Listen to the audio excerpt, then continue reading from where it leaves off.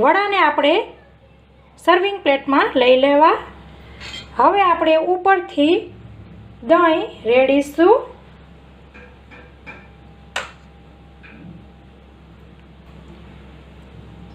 પછી આપણે ખજૂર આંબલીની ચટણી રેડીશું।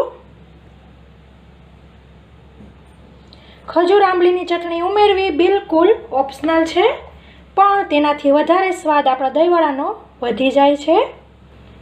લીલી ચટણી ઉમેરીશું। લીલી ચટણીની રેસીપી મેં અપલોડ કરી લીધેલી છે, તમે જોવી હોય તો ડિસ્ક્રિપ્શન બોક્સમાં લિંક આપેલી છે। હવે આપણે લાલ મરચું છાંટીશું।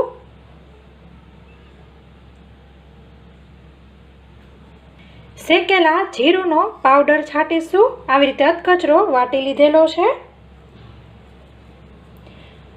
ખાસ શેકેલા જીરુંનો જ પાવડર